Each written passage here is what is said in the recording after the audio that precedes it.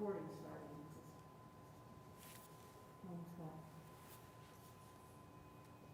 He's focused. I know that.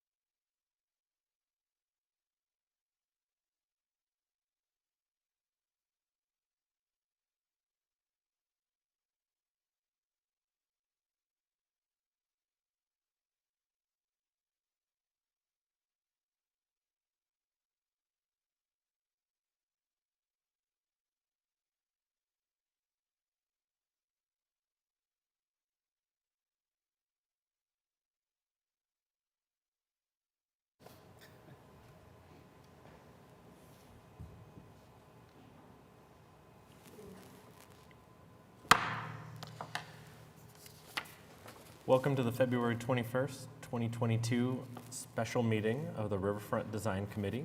My name is John Postic and I am the chair of the committee. The following guidelines are in place for meetings at the council chamber at City Hall. Only the south entrance to City Hall will be open for access to the building. For exiting the building, all accesses can be used. Air purifying machines have been installed in the chamber. Hand sanitizer machines and disposable face masks will be available. When called on, applicants and speakers will come to the front podium to speak. Only one person at a time should come to the podium. Speak into the microphone, please, and identify yourself and provide your address for the record when you begin speaking. Address your comments to the committee. Limit your comments to 3 minutes. Citizens may address the committee on agenda items by responding to the chair's call for speakers during discussion on each item and signing the speaker's log on the podium. All comments must be relevant to the item. The chair or presiding officer may, in his or her discretion, prohibit a person from addressing the committee and/or remove that person from the council chambers if that person commits any disorderly or disruptive behavior. Please see the agenda for more information about these requirements. If you parked in the Sheridan Walker parking garage north of John Rex Elementary School, staff can provide a parking validation ticket to you. The agenda and documents are located at https://okc.primegov.com/public/portal. You would then select the Riverfront Design Committee meeting, then click on an agenda item, and the relevant documents will come up below the item. I would like to welcome the new admin coordinator for CPUD, Desiree Golden, and I would like to thank admin coordinator Mark Mincho for showing her the ropes today. Desiree, will you please call the roll? Committee Member Postic. Present. Committee Member Heisel. Present. Committee Member Dean. Committee Member Doherty. Committee Member Howard. Present. Committee Member Larson. Committee Member Montoya. Present. Committee Member Templeton. Present. Committee Member Herrera. Present. Thank you. Thank you very much. Agenda item number 2, approval of minutes from the December 2nd, 2021 meeting. Is there a motion? Motion approved. Moved by Heisel, seconded by Templeton.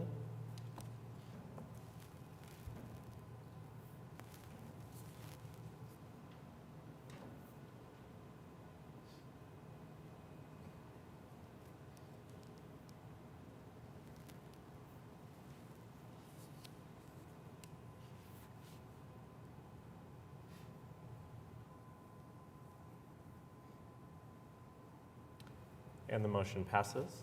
Thank you. Agenda item number 3, cases withdrawn. There are none. Agenda item number 4, continuance requests. There are none. Item number 5, consent docket. There are none.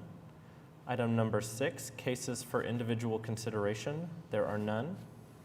Item number 7, other business. Item 7A, to provide a recommendation for an ordinance relating to advertising and signs, repealing Article 5 of Chapter 3 of the Oklahoma City Municipal Code 2020, and amending Articles 4, 6, 7, 8, 9, 13 of Chapter 59 of the Oklahoma City Municipal Code 2020 to update sign regulations in design districts, to delete provisions regarding non-accessory signs, to authorize administrative approval for certificates of approval for murals in design districts, and enacting a new Article 16, sign regulations of Chapter 59 of the Oklahoma City Municipal Code 2020 to provide for new sign districts and street typologies, to set forth standards for types of signs, to provide for administration and enforcement, to provide for the measurement of signs, and to add definitions.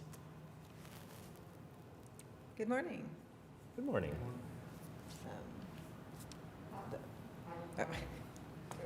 Oh, there it is. Okay. Okay. Good morning, Lisa Chronister, Assistant Planning Director. It's good to see everybody in person for the first time in a very long time. I believe I gave a update on our sign code progress in January 2021. So here we are, a year later with the final proposed ordinance. So I'll tell you about the project purpose, why we're talking about signs now with everything that's going on in the world. I'll walk you through some key provisions of the new sign code, and then ask for your recommendation and lay out the schedule for the rest of the code. So the purpose of the code update project is to implement Plan OKC. Plan OKC is our comprehensive plan that was adopted in 2015. It's since been amended several times. And the overall concept of Plan OKC was to make sure that the city gets the types of development that it wants and needs, and that's sustainable over time. The code update project always included an update to the sign code. It's been a multi-year project, multi-year, multi-phase. So right now we're almost finished with the sign code portion. And we are also simultaneously in the middle of, you see some bullet points there for the proposed code structure, review code methodologies, and we're going to review several of those items at your March 4th committee commissioner training. So in early 2020, planning staff was asked to accelerate the development of the sign code. I'm going to skip ahead a little bit because of various dynamics that were happening. One, Plan OKC had specific policies related to signs. It said we needed to adopt new site design and building regulations, including signage. It said we needed to reduce sign clutter, improve the aesthetics of signs, restrict or eliminate billboards, and consider new standards on the size, height, and location of signs. So while that was somewhat specific, reduce sign clutter, it left a lot to be determined. How much is reduce? What is sign clutter? Your definition of sign clutter may be different than my definition of sign clutter. We also had phase 1 of the code update project, which was the code diagnosis, and it recommended a highly graphic and user-friendly layout. If you're familiar with our existing sign code, it's just reams, pages of text. It was one of the first documents to recommend content-neutral sign standards, and I'll explain more about that in a second, and also recommended that we streamline as much of the approvals process as we possibly could. So why content neutral? Since in the last 5-7 years, there's been several court cases that have questioned municipalities' ability to regulate content in signs. So our existing sign code is organized around definitions of accessory signs and non-accessory signs. So accessory signs are signs where the messaging is related to the business or activity on site, on the project site. Non-accessory signs are messages that don't relate to the business on site. So that's commonly known as advertising. But court cases in recent years have found that these content-based determinations do not meet the First Amendment, that we can't have there's no compelling reason to have different standards for one type of message than the other message. And right now in our code, the only way to determine if something is a non-accessory sign or accessory sign is to read it and understand the message. And depending on what the message says, you follow certain guidelines. The city was involved in one of these cases, the Knutson versus City of Oklahoma City in 2019, and the court found in that case that Oklahoma City's sign code impermissibly regulated signs based on content. And in response to that court case, the city represented to the court that, hey, we're doing a code update, revising the sign code was already part of the project. We'll accelerate that and address the court's concerns, and we'll get the code to content neutral. So going to content neutral, not only will it satisfy First Amendment interpretations, it'll simplify what's now often difficult interpretations for business and property owners and for staff. And if we're not going to be regulating based on content, the new sign code will focus on things we already regulate: objective physical characteristics, size, location, number, type, material, things. There are lots of things to regulate about signs that have nothing to do with the sign's message. To develop the code, we did a lot of outreach. I know several of you were involved in various focus groups related to the code.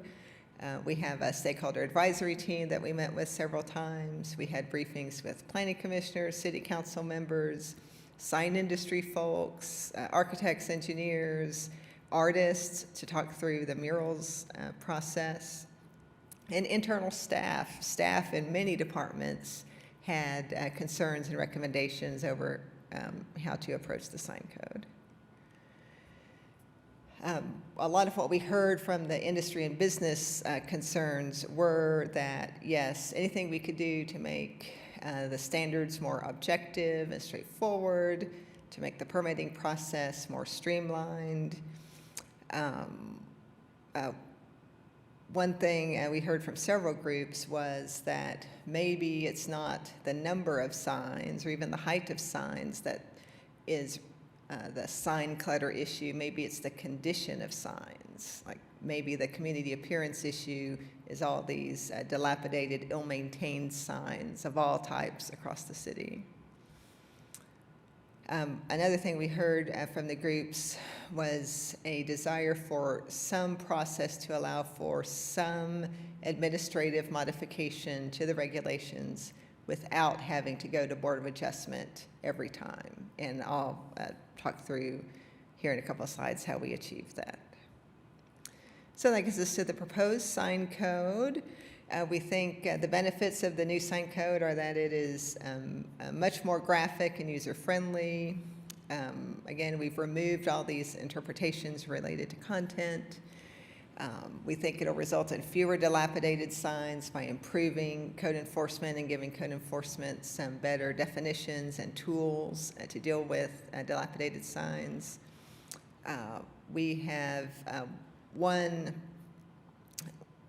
when we were asked to accelerate the sign code, part of that was in response to some contentious SPUD and PUD applications trying to locate billboards, and that brought up questions about, hey, is the PUD process even the process to allow this? Could we study that? And we think, we know that we've achieved a quicker process for murals approval. So the big picture of the code update is that we're establishing a new Article 16 that will be located in Chapter 59, which is the zoning code, and that will replace Chapter 3, Article 5 in its entirety. So Chapter 3, Article 5 goes away, and there'll be this new article in its place. For the design districts, the big picture is that with very few exceptions, we haven't made any changes to the design district regs or guidelines. It's just in the base zonings. So if the design district overlay has more strict sign requirements, those will remain. Another thing that is important to understand is what doesn't change is the code will not require existing signs to come into compliance, and it won't result in existing non-conforming signs losing their non-conforming status. So existing signs will be able to remain until and unless the property owner or business owner comes forward to enlarge the sign or increase its intensity, such as changing it to an EMD. The new code section will be hosted online. If you're accustomed to accessing MuniCode online, for the new code, you'll go to MuniCode, Chapter 59, Article 16. This is what you'll see. And then clicking on the View Our Codes, will take you to the signs section where there are individual sections for the different types of signs, plus sections on enforcement and administration. And you can see just at a glance that it's more visually appealing and more graphic. So the new sign code combines all of the regulations for specific types of signs into easy-to-read tables. So this is an example of the ground signs table, where you read across the top to find your zoning district, and then read through the table to find if the sign's allowed, how big it can be, how many you can have. Then each table is accompanied by building graphics and photographs to further communicate this is what we're talking about when we say wall sign, and this is what we're talking about in terms of dimensions. One thing we think is one of the best parts of this online interface is the calculator feature. So in the upper right of the sign code page, it says calculator. On the left-hand toolbar, you can pick your type of sign, the zoning district you're in, and depending on the type of sign, it might ask you for your building wall area, for example.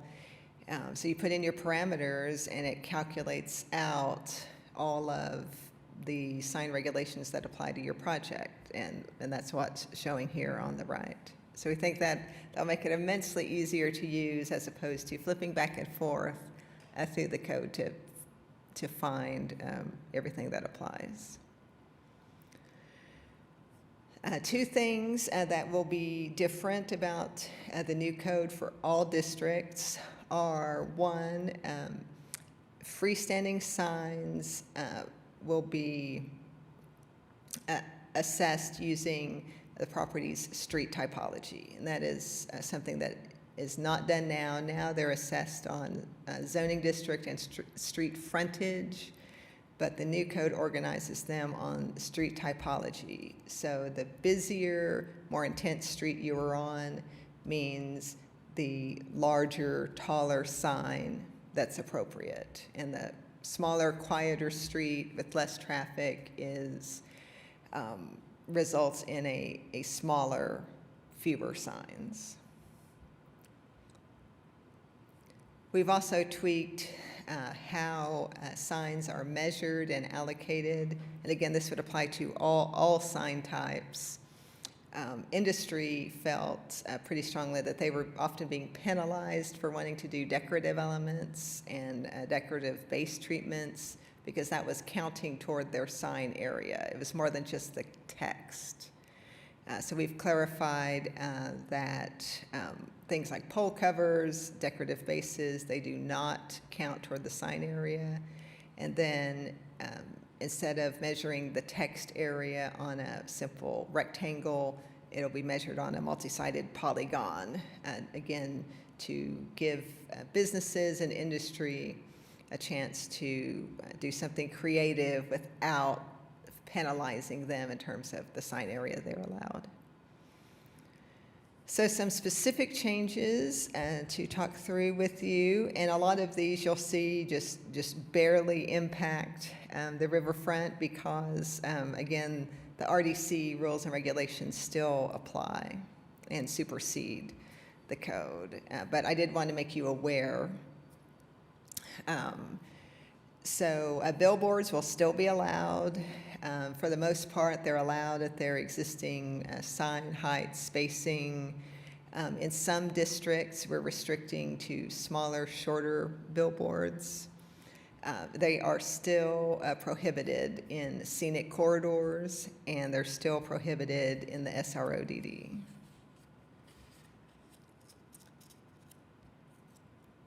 Then I think this has happened in some of your cases where a PUD or SPUD has been brought forward to allow a billboard, and we're specifically prohibiting the use of PUDs and SPUDs to increase sign standards.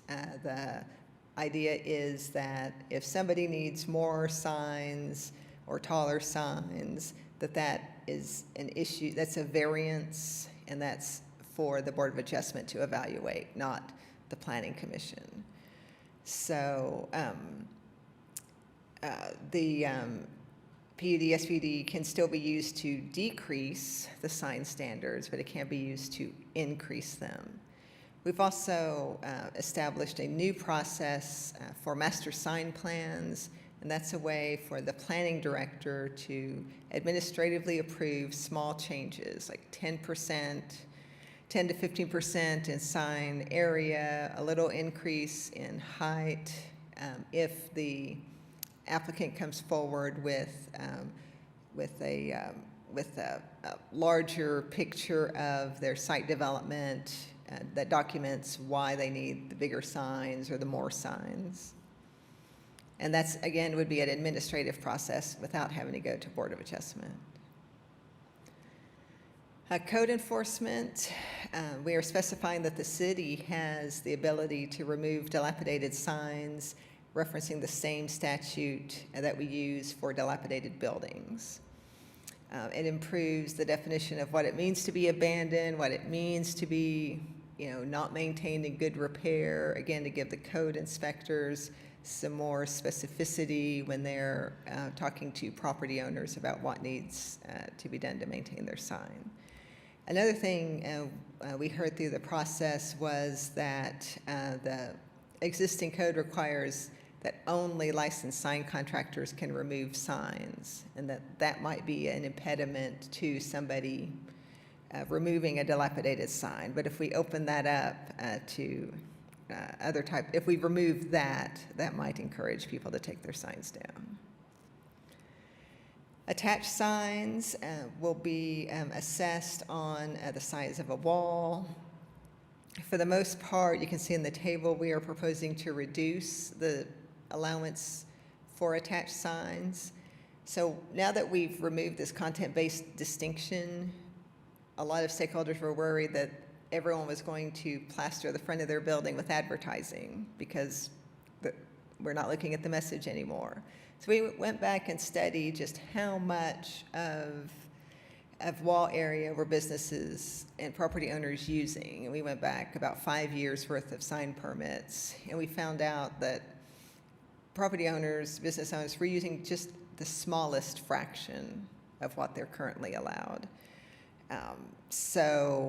To mitigate the possibility of more advertising being applied to the facade, we're reducing the overall percentage of sign area. Okay, so we have not changed anything about the Riverfront Committee's purview over reviewing sign sizes. Pole signs remain prohibited in SRODD. For the rest of the city, they're still allowed. Again, their size is tied to the street type. We're being very specific about what counts in terms of the sign measurements to allow for decorative pole bases. And everything about our improved definitions of abandoned and dilapidated will apply. We also have a small incentive for property owners to do a monument sign instead of a pole sign. So we're not requiring a monument sign, but we're saying, hey, you get a bigger, taller monument sign than you would a pole sign. And that's reflected in these two tables. EMD signage. We have increased the separation distance of EMDs from some districts. The separation distance from HP and HL zoning remains the same, and RDC would still review EMDs over 25 square feet. Murals process, we have had several study groups for years just asking, hey, how can we make the process quicker? So we are proposing, because now if you're in a design district, first you have to go to Arts Commission, then you come to design review, and then you can get your permit. So it's 2 or 3 months by the time that all has happened. So the new code, we're specifically giving art staff the ability to approve murals, and we're making it clear that design review staff can administratively approve murals. So between those 2 steps, you can get to your permit in just a matter of weeks. We're also proposing to change the definition of murals because the existing definition is full of content-related language. We're trying to make it clear that a mural is supposed to be a one-of-a-kind work of art, that we encourage new paint and printing technologies. Again, the concern was, since we are not regulating on content, what's to stop a mural from being a big advertisement? And we intend that, making it clear that it's one of a kind is what distinguishes it from art versus mass advertising of, say, a company logo. We are also embedding that the Arts Commission, they have already adopted their murals policy standing rules that they use in their work, and we're making it clear that those would still be followed. Text, we've heard tons of concern over the years that we were not allowing enough text in murals. Again, this was kind of related to the thought of advertising, like how do you keep a mural from being just advertising? The limit has always been 10% of the area for murals, but we are including a provision, an administrative process for artists to request larger sign area. To do that, they would make a presentation to the Arts Commission stating or demonstrating how the text is integral to the art and really is artistic expression. It is not just an advertising expression. And if the Arts Commission recommends that it be approved, then the planning director has the authority to approve it. So some frequently asked questions heard over the last year. A lot of business owners, property owners, sign industry were very concerned about losing nonconforming status. They were very concerned about the extent to which they could replace the cabinet, replace the sign pole. And we've tried to make it clear that, yes, you can do all those things. We didn't want, again, thinking about this community appearance issue, we want property owners to be able to replace their pole without worrying that they're going to lose their nonconforming status and that being a barrier to them doing it. We don't want them to not want to replace their cabinet because their existing cabinet is larger than what's allowed now. And so it just remains an empty cabinet with wiring hanging out for the foreseeable future. So hopefully we've clarified all of that in a way that will help encourage property owners to maintain their signs. We've even written in, of course, we're in central Oklahoma. Everyone wondered, what about the tornado? What if the tornado takes out my non-conforming billboard? You can rebuild it exactly as it is. So our schedule in January and February, I've been presenting to all the committees and commissions for their recommendation, and the current plan is to introduce it to Planning Commission in March, and then on to Council. So with that, I will open it up for questions, and obviously I ran through that pretty quickly, but I'm happy to back up to any specific portion. Lisa, thank you so much for that presentation. Are there any comments or questions from committee members?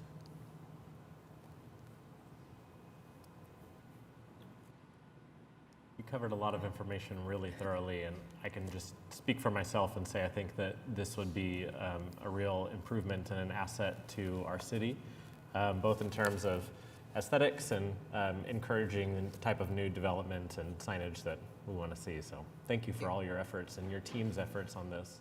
Great, thank you. Wanted to comment or anything Sure. that you might open up is the it- floor. Are there any members of the public that would like to make a comment? Okay. Any further comments or questions from committee members? If not, I would entertain a motion. So moved. What motion was moved? To approve. Thank you. Is there a second?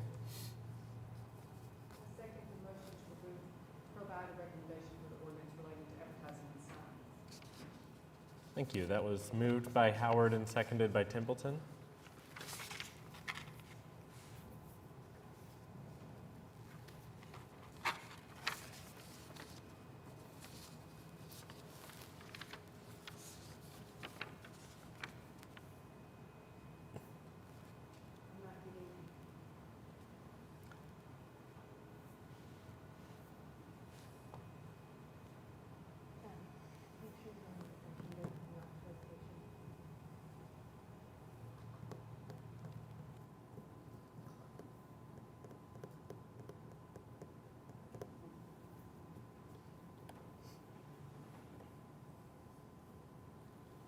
And the motion passes.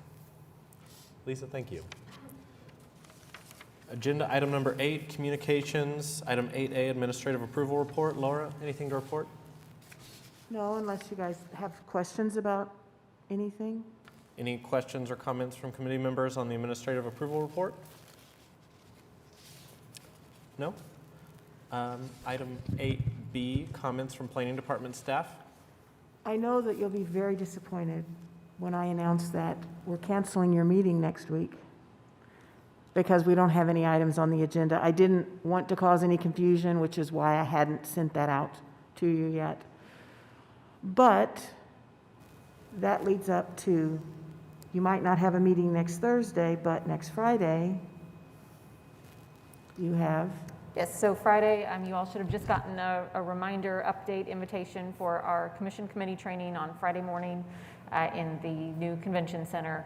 As Lisa noted, we'll be digging in more to the next phase of the code update and how that will impact, in particular, our design review districts and urban core and all elements of Chapter 59. So we're excited to have all of you there and get your input on that, as well as other topics of interest to all of our design review commissions and committees.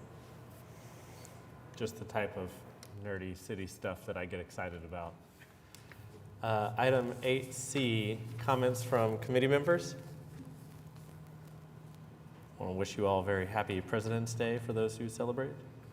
Item 8D, next meeting date would have been March 3rd. As Laura mentioned, it has been canceled. With that, we will adjourn. Thank you very much. Thank you.